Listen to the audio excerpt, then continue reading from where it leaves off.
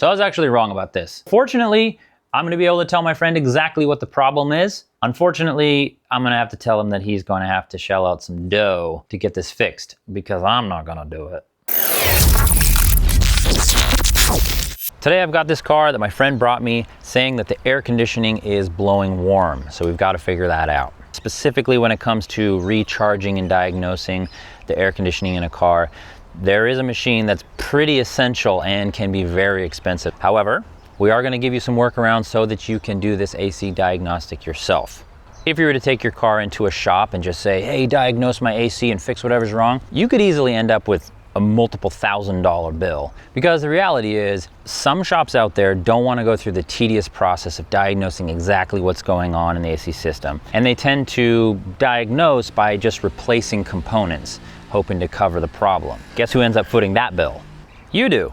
So, let's get into this car, figure out if it's going to be something simple for my buddy or a more expensive major repair. Now when it comes to AC diagnostic, obviously I want to start by asking the owner what's going on, because I can already tell some things over the phone when I'm talking to them. So my buddy told me like, hey, the AC is blowing, but it's not blowing cold. And that tells me right away that, okay, probably the blower motor's okay.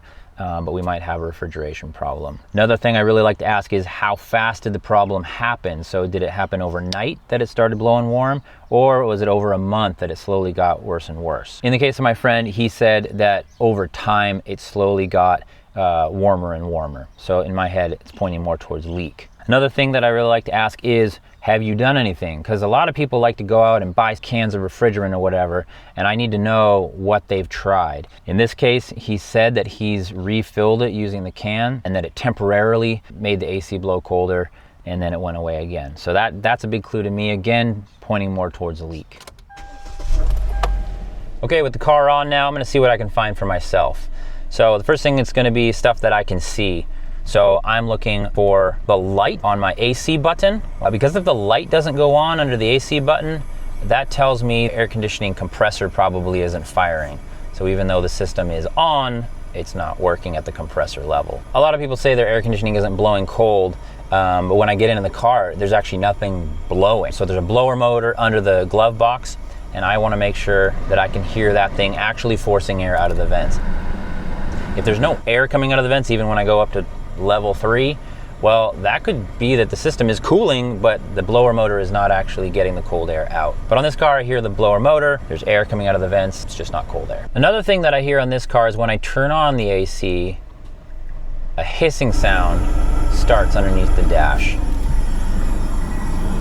which can be the expansion valve under a low refrigerant condition. So it can mean that the system is low on coolant, that's what that sound is. Every once in a while a car does that under normal operating conditions, but it's a little weird that it's happening here. There's also a really subtle kind of fluttering clicking sound coming straight down from underneath here. It very much sounds like the actuator doors, like when you do your cold hot mix or you change the position from vents to feet to defrost. That's a little door, mechanical door inside the system, and it sounds like the little motor that drives that door is failing, and so it's like fluttering in between positions. Not a huge deal because I can tell that the vents are blowing where I tell it to, but it's just something to be aware of. If you can't get the air to come out of your vents, even when you're pressing the vent button, and you're hearing a little clicking sound down low, could be that actuator motor. And then I'm also going to use my nose, see if I smell anything weird. A really common one is when the evaporator core starts leaking. You're actually getting refrigerant blown right out of the vents into your face, and you're gonna smell like a chemical, acidic, sometimes musty smell every time you start the car and first turn on that AC. That's a really good clue. In this car, I'm not really smelling anything like that, so I'm hoping that means the evaporator core is still good, which is great, because that is like one of the most complicated and expensive fixes on AC. Now the next check I do is very important, and that is checking the AC compressor under the hood. And this is an audio-visual check. So there's a couple different styles of compressor. On some, there is in the pulley on the end of the compressor, there's an electromagnetic clutch that engages and disengages when you turn the AC off and on. It's something that you can see happen. So if the center of that style of compressor is spinning when the AC is on, you know that the compressor is actually functioning. Now on this car, it's an internal component that you can't see engage when you turn on the AC, but you can hear it. right? So there's an audio part of this. When the AC is turned on, if the compressor engages, it puts a load on the engine, and you can hear the engine kind of slow down for a second. And then with either style of compressor, if when the AC is turned on and the compressor engages and you hear all of a sudden squealing, grinding, rumbling, you could have bearings that are going bad in your compressor, even though it's engaging. Now in this car, the compressor is way down to the bottom. I can't see it, but luckily there's nothing to see on this compressor. I'm just listening. And sure enough, when the AC gets turned on, I can hear the engine drop and go under some load. So I know that the compressor is probably working just fine. So these are just really simple diagnostics that I'm doing just to get a handle on the situation. Maybe even I could eliminate some potential problems, all right here in the parking lot before I get out any tools. Now the next thing that I do is I'm going to start with a fresh recharge of this system, because a system that's low on coolant can cause all kinds of problems that really make the diagnostic process messy. So I'm going to do a fresh recharge, and to do that I'm going to use this bad boy. So this is a professional AC recovery and recharge machine. Basically what this does is it safely removes any coolant that's in the system, can apply a vacuum, and accurately recharge the system with coolant. Now this is a pretty old unit, but it's still working great. But when it was new, this thing was probably between $8,000 to $10,000. So this isn't something that a DIYer is gonna have. But really, there's no way around using a machine like this to work on an AC system properly. There's not really any shortcuts. Yes, you can go and buy a bottle with a hose on it and try to recharge your system, but those little gimmick products, they're inaccurate, they often cause more problems, and they're very inconclusive when you introduce them into a system you don't understand what's going on. But here's what you can do if you're a DIYer and you don't own one of these. You can take your car into a mechanic and just get them to evacuate and recharge your AC. You don't have to get them to do any of the diagnostics and all the stuff that can get really expensive. Just get the refill. These days it's going for around $80 to $100, $120 to get that recharge. But then you get it done with a professional machine and you get it done properly, and that's going to set you up for easier diagnosis. Okay, so I'm going to hook this bad boy up.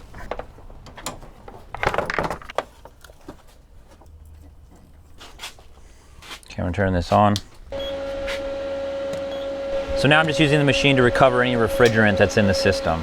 So I can see here it's counting up. There is some refrigerant in the system already, so it wasn't completely empty. So I got 0.8 pounds out of the system, and the capacity of the system is 1.1. So it's just interesting, it had quite a bit more refrigerant in there than I thought it would, and it's still blowing warm. Okay, so I'm putting a vacuum on the system, which is again something you're gonna miss out on if you're just using a little bottle from Walmart. And it's an important part of the process to make sure that there's no air in the system before we recharge it. Okay, now that the vacuum is done, I'm going to actually recharge the system. And I'm going to look on the refrigerant sticker. I know that I have to put in 1.1 pounds. Now it's good to see that the refrigerant is going in quickly and smoothly. Sometimes if I have trouble at this point getting it in, there can be a problem with the expansion valve or something else, but this went in nice and quick, no problem. And I can feel cold air coming out from both sides, driver and passenger, which is a good sign. If it's colder on one side than the other, that can be a blockage somewhere. So now I just have to follow up on my suspicion that we're leaking refrigerant somewhere. Hey, if this is your first time watching a video from our channel and you're getting some value out of it, please subscribe to the channel and hit that alert button. If I hadn't gotten cold air out of the vents after this full recharge, it means a lot of other things could have gone wrong, such as a clogged condenser or expansion valve, or maybe internal problems with the compressor. But because it did blow cold, I don't have to deal with any of those potentials on this car. Now, if you are interested in seeing a more comprehensive diagnostic explanation of an AC system, let us know in the comments and we'll make that video as well. All right, the next thing I'm gonna do is hook up these manifold gauges. Don't worry, you can get these for free at an auto parts store with the tool rental program. And essentially, I'm just gonna hook this up and check the pressures, high and low side. And again, this is why using those cheap refill bottles from Walmart is not accurate, because you're only seeing the low side. And what I wanna see is the difference between the high and the low side. So the low side is showing about 20 PSI, high side is close to like 110. Now the temperatures that you're looking for are based on your ambient temperature. Here where the temperature is like 75 or 80 Fahrenheit, I should be seeing closer to like a 30, 35 PSI on the low and 135 or 140 on the high. So you can look up online really easily what the pressure should be based on your ambient temperature. Because both sides are low, it makes me think that something else is going on. And that's why I like to refill the system before I do any major diagnostics, because if I would have just seen this, I would have said, oh, it's low refrigerant. But because I just filled it, I know that I could be looking at a compressor going bad and it's not producing the correct pressures. Maybe the refrigerant has already leaked out a significant amount and giving me low readings, or it could be something totally different, a clogged lines, expansion valve or something like that. So what I'm going to do right now is start looking for where refrigerant could be leaking, because I know that refrigerant is leaking. Like we saw on the evacuation machine that there wasn't the full capacity when I pulled it out. My friend told me he's done the cheap refill bottle and 3 days later the AC stopped working. Now what I like to start with is this gizmo here. This is a leak detector or a sniffer. It can actually sense the chemicals in the refrigerant and gives me a little signal, lets me know that there's some getting out of the system. This one was 200 bucks, but you can actually get them for as cheap as 20. And you don't even need one of these things. I just like it because it's really quick and simple to use. Okay, so I have this thing turned on and it's warmed up. I'm just going to be waving the tip of this over AC lines, connection point, and if it senses refrigerant, it's going to start beeping at me. Now, one of the things with this sniffer though is that it can be confused by other chemicals or even sometimes air blowing across it because it's so sensitive.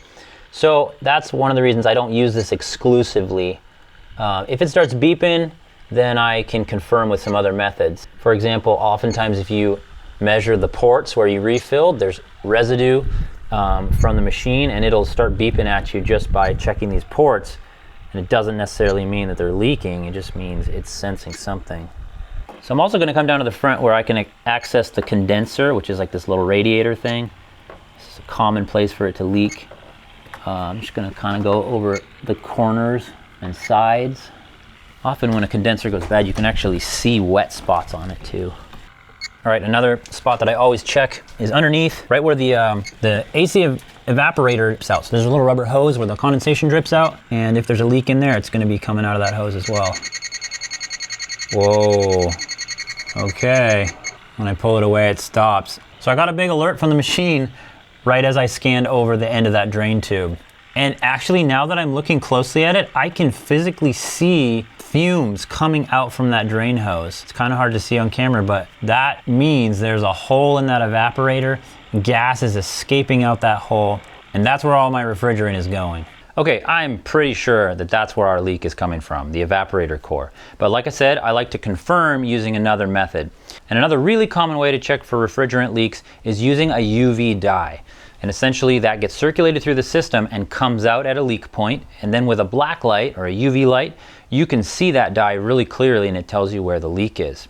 All right, while the dye is in the system, I am gonna check for any other leaks because there could be multiple, but really it doesn't get any clearer to me than what I'm seeing coming out of that condensation tube. Okay, well, I'm not seeing UV dye anywhere else, so that's a good sign. Now, the third method I would have used if the UV dye hadn't worked was just a bottle of soapy water. And you can spray that on fittings and lines. And if there's a leak, obviously it's gonna bubble. Usually this is for larger leaks. It has to be pretty big to cause the bubbles. But one thing I really like to use it on is the high and low ports, because the high and low ports are deceptive to the sniffer and the UV dye, but you can fill the ports with soapy water, and if there's a leak, it's gonna bubble up right there. So I was actually wrong about this. At the beginning I said because I couldn't smell it in the cab, it probably wasn't an evaporator. Well, turns out it was for sure. And the evaporator is essentially where the super cold refrigerant passes through and then air is blown by the blower over it and you get your cold air in the cab. And when that leaks, unfortunately, it's a big deal because that evaporator core is deep down inside. And the part itself is only like, 80, 100 bucks. But the labor to get that part out and replaced, that's what costs you. I've done this job a couple times. You have to remove everything inside, the steering wheel, the airbags, the subframe of the dash. It all has to come out in order to access that thing. It's a nightmare. And so cost for this job can range anywhere from $900 to $2,000 very easily. So fortunately, I'm gonna be able to tell my friend exactly what the problem is. Unfortunately, I'm gonna have to tell him that he's gonna have to shell out some dough to get this fixed, because I'm not gonna do it.